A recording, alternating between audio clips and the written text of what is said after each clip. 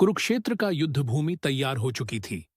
दोनों सेनाएं पांडवों और कौरवों की आमने सामने खड़ी थीं। हर योद्धा अपने रथ, ध्वज और हथियारों के साथ युद्ध के लिए तत्पर था।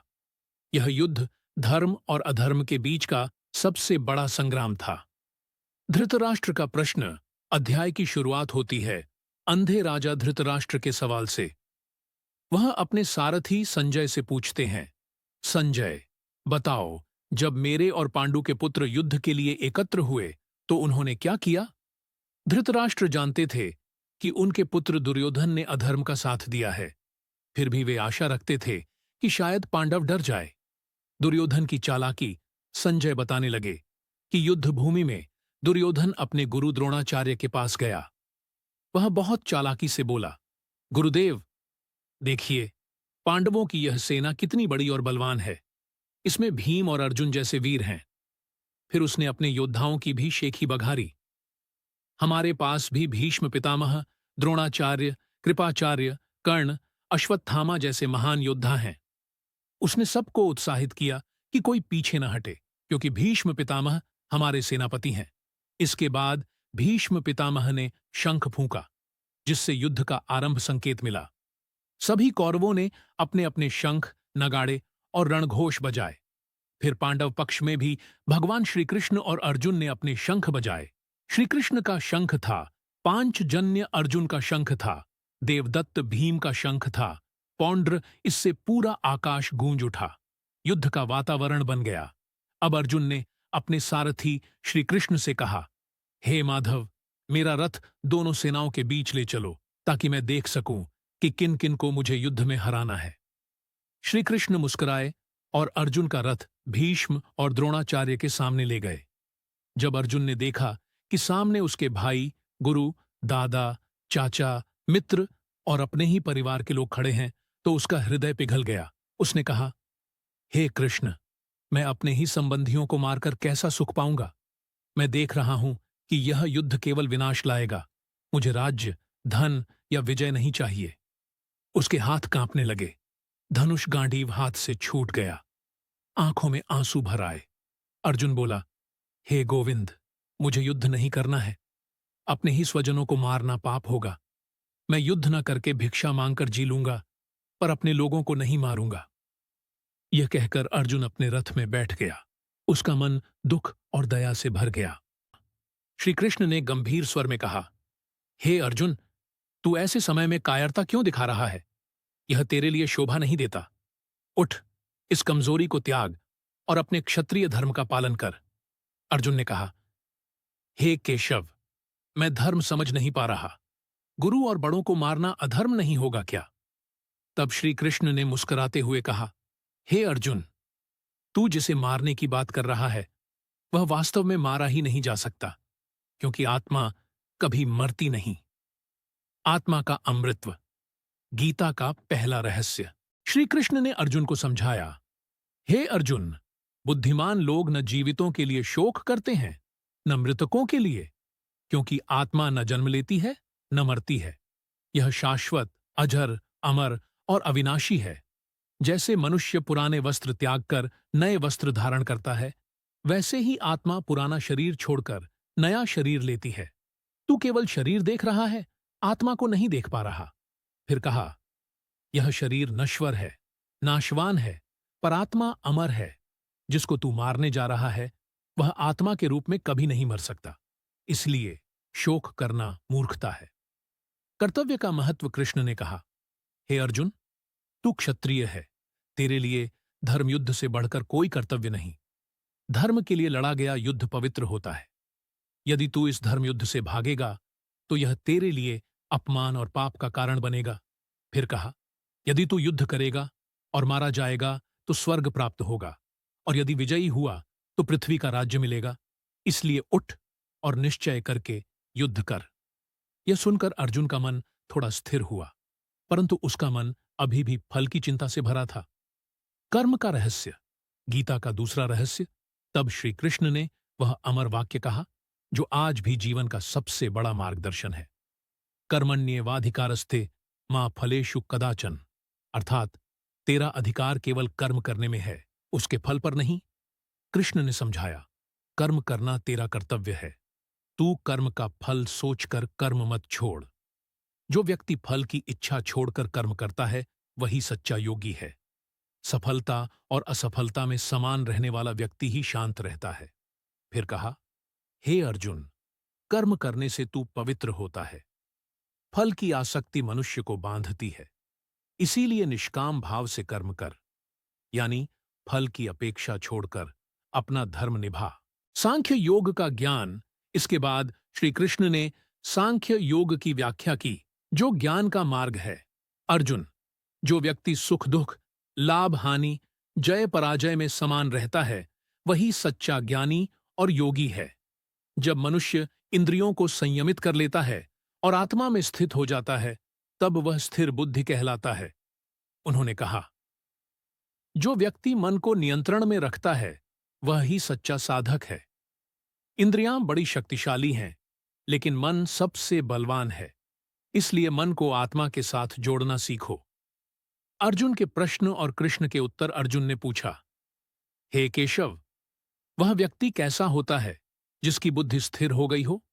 वह कैसे बोलता है, कैसे चलता है और उसका आचरण कैसा होता है? श्री कृष्ण ने कहा, जब मनुष्य अपने मन की सभी इच्छाओं को त्याग देता है और आत्मा में संतुष्ट हो जाता है, तब उसकी बुद्धि स्थिर होती है। फिर कहा, जिसके मन में क्रोध नहीं, लोभ नहीं, जो सुख दुख में एक समान रहता है, वही स्थिर बुद्धि योगी है। जैसे समुंदर में कितनी भी नदियां गिरें, फिर भी वह शांत रहता है, वैसे ही जो व्यक्ति इच्छाओं के आने पर भी विचलित नहीं होता, वह सच्चा ज्ञानी है। इंद्रियों पर नियंत्रण का संदेश। कृष्ण ने कहा, जब मनुष्य अपनी इंद्रियों को मन से संयमित नहीं करता, तो उसका मन चंचल हो जाता है। इंद्रियों के पीछे भागने से मनुष्य की बुद्धि नष्ट हो जाती है और बुद्धि के नष्ट होने से वह मार्ग खो देता है। लेकिन जो व्यक्ति इंद्रियों को वश में रखता है और आत्मा में ध्यान लगाता है, वह परम शांति को प्राप्त करता है। फिर कहा, जो व्यक्ति न सोने में डूबा है, न जागरण में अति करता है, जो हर अवस्था में संतुलित है, वही परम शांति को प्राप्त करता है। ज्ञान की पराकाष्ठा। श्री कृष्ण ने अंत में कहा, हे अर्जुन, जब मनुष्य अज्ञान रूपी रात्रि को पार कर लेता है, तब उसके सारे संशय मिट जाते हैं। वह जान लेता है कि आत्मा ही सत्य है और शरीर केवल माध्यम है। जो व्यक्ति इस ज्ञान को प्राप्त कर लेता है, वह न किसी से घृणा करता है, न किसी से प्रेम में अंधा होता है। वह सबको आत्मा के समान देखता है। ऐसा ज्ञानी ही मोक्ष को प्राप्त करता है। अध्याय 2 का समापन। अर्जुन धीरे धीरे शांत हुआ। उसे समझ आया कि जीवन केवल शरीर तक सीमित नहीं है, यह आत्मा का अनंत सफर है। मृत्यु अंत नहीं, बल्कि नया आरंभ है। श्री कृष्ण ने कहा, क्या नो हे अर्जुन, अब तेरा मन भ्रम से मुक्त हो, उठ और धर्म के लिए युद्ध कर। यह तेरे लिए केवल युद्ध नहीं, बल्कि आत्मा की परीक्षा है। अर्जुन ने सिर झुकाकर कहा, हे केशव, मेरे सभी भ्रम मिट गए हैं। अब मैं आपके आदेश का पालन करूंगा। अध्याय 2 का सार संक्षेप में। विषय विवरण। अध्याय का नाम सांख्य योग, अर्थ ज्ञान और कर्म का विज्ञान। मुख्य शिक्षा, आत्मा अमर है, कर्म आवश्यक है। मुख्य श्लोक, कर्मण्येवाधिकारस्ते मा फलेषु कदाचन। प्रमुख विचार, निष्काम कर्म, आत्मज्ञान, स्थिर बुद्धिपात्र श्री कृष्ण और अर्जुन। परिणाम, अर्जुन का मोह दूर हुआ, वह फिर से कर्तव्य के लिए तैयार हुआ। जीवन के लिए सीख। 1, कर्म करो, फल की चिंता मत करो। 2, आत्मा अमर है, मृत्यु केवल परिवर्तन है। 3, मन को नियंत्रित करो, तभी जीवन में शांति आएगी। 4, हर परिस्थिति में संतुलन रखना ही योग है। 5, धर्म के मार्ग पर अडिग रहना ही सच्चा पुरुषार्थ है। निष्कर्ष, सांख्य योग न केवल अर्जुन के लिए, बल्कि पूरे मानव जीवन के लिए एक मार्गदर्शक है। यह अध्याय सिखाता है कि जीवन में दुख, मोह, भय या भ्रम क्यों आते हैं और उनसे कैसे बाहर निकला जाए। भगवान कृष्ण ने यह स्पष्ट कर दिया कि जो व्यक्ति अपने धर्म को पहचानकर निस्वार्थ भाव से कर्म करता है, वही सच्चे अर्थों में जीवन का उद्देश्य प्राप्त करता है। अर्जुन का विषाद अब ज्ञान में बदल चुका था और उसकी निराशा अब धर्म युद्ध की प्रेरणा बन गई थी। यही इस अध्याय का सार है। जब ज्ञान आता है तब मोह मिट जाता है। अध्याय 2 सांख्य योग के अंत में अर्जुन का भ्रम कुछ हद तक मिट गया था। अब वह समझ चुका था कि आत्मा अमर है और शरीर नश्वर। फिर भी उसके मन में एक सवाल शेष था। हे केशव, यदि आप ज्ञान को श्रेष्ठ बताते हैं तो फिर मुझे इस भयानक युद्ध में कर्म युद्ध करने के लिए क्यों कहते हैं? अर्जुन के मन में यही भ्रम था। क्या ज्ञान का मार्ग सांख्य योग श्रेष्ठ है या कर्म का मार्ग कर्म योग? कृष्ण का उत्तर, कर्म ही जीवन का सत्य है। श्री कृष्ण ने मुस्कुराते हुए कहा, हे अर्जुन, केवल ज्ञान से मुक्ति नहीं मिलती जब तक मनुष्य कर्म नहीं करता। जो व्यक्ति बिना कर्म के जीवन जीना चाहता है वह भ्रम में है, क्योंकि कोई भी क्षण ऐसा नहीं जब मनुष्य कर्म न करे। फिर कहा, कर्म से ही संसार चलता है। जो व्यक्ति कर्म से भागता है वह वास्तव में अपने कर्तव्य से भागता है। प्रकृति द्वारा प्रेरित कर्म कृष्ण ने समझाया। हे अर्जुन, तीनों गुण सत्व, रज और तम प्रकृति के अंग हैं। इन्हीं के प्रभाव से मनुष्य कर्म करता है, चाहे तू चाहे या न चाहे। प्रकृति तुझे कर्म करने को बाध्य करेगी। कर्म से बचना असंभव है, इसलिए कर्म को सही दिशा में करना ही मुक्ति का मार्ग है। कर्म योग का रहस्य, कर्म करते हुए भी निष्काम रहो। कृष्ण ने कहा, जो व्यक्ति फल की इच्छा से कर्म करता है वह बंधन में पड़ता है, लेकिन जो निष्काम भाव से कर्म करता है वह मुक्त रहता है। इस संसार में दो मार्ग हैं, एक ज्ञान योग ध्यान द्वारा मुक्ति और दूसरा कर्म योग कर्तव्य द्वारा मुक्ति।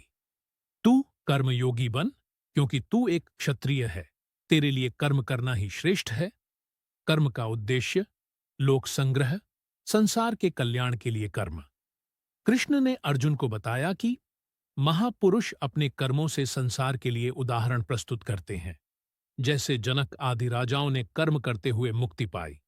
जो व्यक्ति संसार के भले के लिए कर्म करता है वह ईश्वर का प्रिय बन जाता है, जबकि जो स्वार्थी कर्म करता है वह केवल अपने लिए दुहक बुनता है। फिर कहा, हे अर्जुन, मैं स्वयं भी कर्म करता हूं। यदि मैं कर्म न करूं तो संसार का संतुलन बिगड़ जाएगा, लोग आलसी बन जाएंगे। इसीलिए श्री कृष्ण ने कहा, कर्म केवल अपने लिए नहीं बल्कि लोकहित के लिए करो। कर्म का त्याग नहीं, आसक्ति का त्याग करो।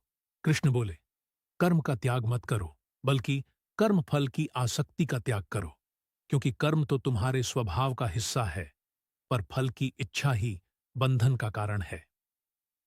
जो व्यक्ति अपने कर्म को भगवान को अर्पित करता है और अहंकार यज्ञ के लिए कर्म करना आवश्यक है। जब मनुष्य अपने कर्म को यज्ञ, सेवा और समर्पण बना देता है तब वह कर्म बंधन नहीं लाता। यज्ञ का सिद्धांत, कृष्ण ने कहा, सृष्टि की शुरुआत में ब्रह्मा ने यज्ञ के साथ मनुष्यों की रचना की थी। उन्होंने कहा, यज्ञ के द्वारा तुम उन्नति पाओ, देवता तुम्हें फल देंगे और तुम उन्हें अर्पण करोगे। यदि कोई व्यक्ति केवल अपने लिए खाता है तो वह पाप खाता है, लेकिन जो दूसरों के हित के लिए कर्म करता है वही सच्चा भक्त है। यह यज्ञ केवल अग्नि में अर्पण करना नहीं, बल्कि हर निस्वार्थ कर्म यज्ञ है, चाहे वह सेवा हो, दान हो या प्रेम। अर्जुन का संशय, अगर सब कुछ प्रकृति कराती है तो मैं क्या करूं? अर्जुन ने पूछा, हे केशव, अगर कर्म प्रकृति करवाती है तो फिर मनुष्य पाप या पुण्य का भागी क्यों बनता है? श्री कृष्ण ने कहा, अर्जुन, यह सब कर्म की आसक्ति से होता है। जब मनुष्य अपने अहंकार में सोचता है कि मैं कर रहा हूं, तब वह कर्म फल में फंस जाता है। परंतु जब कोई व्यक्ति समझता है कि मैं केवल साधन हूं, सब कुछ भगवान की इच्छा से होता है, तब वह कर्म करते हुए भी मुक्त रहता है। ज्ञानवान और अज्ञानी में अंतर, कृष्ण ने कहा, ज्ञानी व्यक्ति अपने कर्मों को ईश्वर को अर्पित करता है और अहंकार से मुक्त रहता है, जबकि अज्ञानी व्यक्ति कर्मफल की इच्छा में बंध जाता है। इसलिए हे अर्जुन, तू अज्ञानी लोगों को भ्रमित मत कर, बल्कि अपने कर्मों से उन्हें प्रेरित कर। जैसे अग्नि चारों ओर को प्रकाशित करती है, वैसे ही ज्ञानी के कर्म दूसरों को प्रेरित करते हैं। इंद्रियों और मन पर नियंत्रण। कृष्ण ने कहा, हे अर्जुन, मनुष्य की इंद्रियां बहुत बलवान हैं, पर मन उनसे भी अधिक बलवान है, और बुद्धि मन से भी श्रेष्ठ है। इसीलिए अपने मन और बुद्धि को आत्मा में स्थिर कर। कामना और क्रोध मनुष्य के दो सबसे बड़े शत्रु हैं। यह दोनों ही रजोगुण से उत्पन्न होते हैं। जैसे धुआं अग्नि को ढक देता है, वैसे ही काम और क्रोध ज्ञान को ढक देते हैं। कृष्ण ने आदेश दिया, इसलिए हे अर्जुन, काम और क्रोध को जीत ले, मन को वश में कर, बुद्धि को शुद्ध कर और कर्म में स्थिर हो जा। कृष्ण का आह्वान। कृष्ण ने कहा, हे अर्जुन, तू अपने धर्म का पालन कर। युद्ध तेरे लिए केवल एक कर्म नहीं, बल्कि धर्म की रक्षा का साधन है। यदि तू युद्ध नहीं करेगा तो अधर्म का प्रसार होगा और समाज अराजकता में डूब जाएगा। इसलिए कर्म से भागना अधर्म है और कर्म करते हुए समर्पण ही सच्चा धर्म है। श्री कृष्ण ने अध्याय 3 में बताया कि मनुष्य को कर्म करते रहना चाहिए, लेकिन परिणाम की चिंता नहीं करनी चाहिए। उन्होंने कहा, निष्काम कर्म ही मुक्ति का मार्ग है। जो व्यक्ति अपने कर्म को ईश्वर को समर्पित करता है, वही जीवन के बंधन से मुक्त होता है। कर्म से भागना कमजोरी है, पर न। अर्जुन ने अब समझ लिया कि ज्ञान का मार्ग और कर्म का मार्ग दोनों एक ही हैं, पर कर्म के बिना ज्ञान अधूरा है। शिक्षा। अर्थ कर्म करो, फल की चिंता मत करो। सफलता व्यर्थता की चिंता छोड़ दो। प्रत्येक कर्म ईश्वर को अर्पित करो। समर्पण ही मोक्ष का द्वार है। काम और क्रोध सबसे बड़े शत्रु हैं। इनसे बचना ही ज्ञान की रक्षा है। निष्काम भाव से कर्म करो, तभी मन में शांति आएगी। समाज और लोकहित के लिए कर्म करो, यही सच्चा धर्म। अर्जुन अब पहले से अधिक शांत था।